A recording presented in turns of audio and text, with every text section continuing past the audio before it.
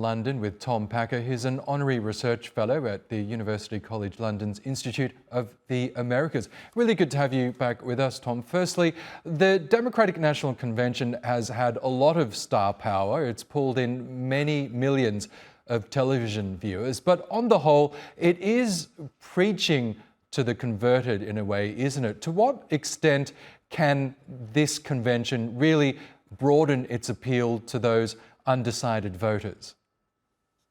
So one of the big advantages is the fact it gives you several days of a party convention gives you several days of free publicity. It gives you several days where it's on you, where you can make your message, where in this case the Republicans don't really get a shot. And usually it gives you a bit of a bump in the polls, so it doesn't usually last. Having said that, Harris and the Democrats have had several weeks of excellent polling, excellent news. It's all been good news for almost a month now. So I'm not sure they'll get the same bump because they've probably already got that, so to speak. It doesn't hurt. They've clearly not done a terrible job at all. I think they'd be much more trying to appeal to swing voters through rhetoric and style. Tim Walz looks a bit like a Republican, talking about freedom, lots of emphasis on American patriotism, more than trying to move their policies towards the center, though Harris has been renouncing quite a lot of her stands. But it's basically the platform that Joe Biden was running on. In fact, it actually mentions him as the incumbent president running for re-election because he stood down so recently. Yes, we know Tim Walz is hoped to attract more of so-called middle America, the middle class of the country, which, as we know, is a big chunk of the United States. Do you believe Tim Walz is the man to broaden Kamala Harris's appeal? Well, I think there's sort of two points to that question. One is that vice presidents, you kind of indicated this in what you were saying earlier, just don't generally matter very much for the ticket, like Sarah Palin and one or two others, maybe Mike Pence might have been an exception. But the general rule of thumb is to help a bit in their home state. And Minnesota is sort of marginal state, but it's a Democratic leading one. When Trump was elected president, he lost it by 1 point. So essentially, if the Democrats are really worried about Minnesota, they're probably lost anyway. The second is there's been a lot of hyping up, particularly that Tim Walz did very well in rural areas. He used to be a congressman for a rural seat, but voted heavily for Donald Trump both presidential elections.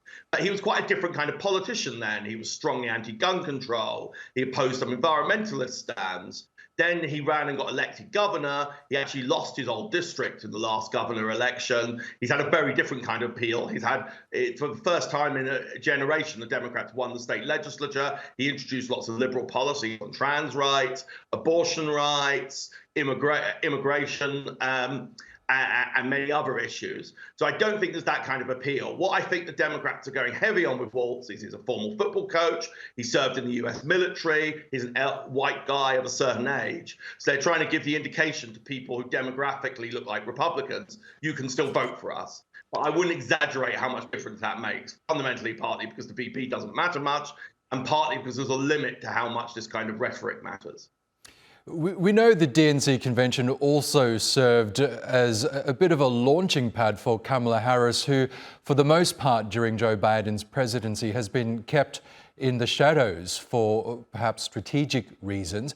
Do you believe this convention has managed to elevate Kamala Harris in the eyes of the American electorate? Probably a bit. I think actually it's really, in some senses, it's been the last 4 weeks. So until very recently, she was polling worse than Biden. He'd fallen slightly below her just before he stood down. Then there's been a huge rallying around effect. Lots of people being introduced to her, particularly swing voters, remember, tend not to follow politics very closely. So lots of them probably only had a vague idea of her awareness. Some of them might not even know who she was. And it's been introduced in quite a positive context. She looks much younger and more dynamic than Joe Biden. She's been shifting to the center. She's been trying to sound tough on immigration. The Republicans and the Trump campaign have been flailing around, trying different approaches, not really hitting on one. So I think it's been very successful. Having said that, if you look at the polls, she's barely ahead. She might lose in the Electoral College if the election were tomorrow, which of course actually decides, as your viewers will remember from 2016. The general rule of thumb of these things is they don't just keep going. At some point, the Republicans are going to find some reasonable line of approach to hit her hard. So I think is very good chance still that Donald Trump might win this election. They both have a very good shot. And the fact things have been going well for her doesn't necessarily mean that will continue.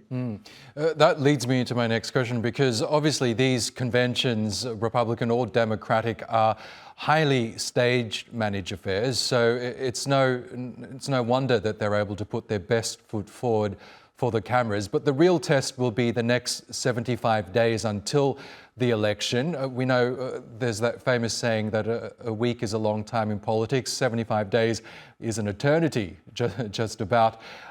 To what extent do you believe will this convention help to really, boost the Democratic hopefuls' chances of clinching that victory? I mean, you say that Trump still has a good chance of winning. How close might it be at this stage, in your view? It could be so close we don't know for weeks and weeks after the election. It could be a repeat of 2000, where you had constant questions on a few ballots in Florida. I mean, statistical odds are against that. It's likely to be a narrow Trump win, possibly losing the popular vote, a narrow Harris win. I think it could very easily be either of them. It's very open at this point. They're both quite weak candidates. Harris has been managing her vulnerabilities very well. The fact is she has a very left-wing record at the Senate. She doesn't have an obvious record of achievement. She's linked with an unpopular administration. Donald Trump, of course, has all the negatives associated with his last administration, his personal conduct, January the 6th, etc. So I think this is very helpful for the Democrats. It's helpful their convention was second. There's been a real reframing. The Republicans were framing everything against Joe Biden. One interesting aspect is that Republicans were gaining a lot among younger non-white voters, and quite a lot of them have sort of come back. And of course, Harris is non-white and younger. So particularly the youth may have something to do with that. They've done well. They've gone from losing to like 50-50. But, 50-50 is not the same as 90-10 or 100-0. They've got all kinds of vulnerabilities on immigration, on the state of the economy, on issues involving questions about sexuality and trans. There's every chance Donald Trump, or a very flawed candidate himself, will pull off a victory. Okay, I guess as with everything, we'll have to wait and see, won't we? Tom Packer, thanks as always for joining us on the program.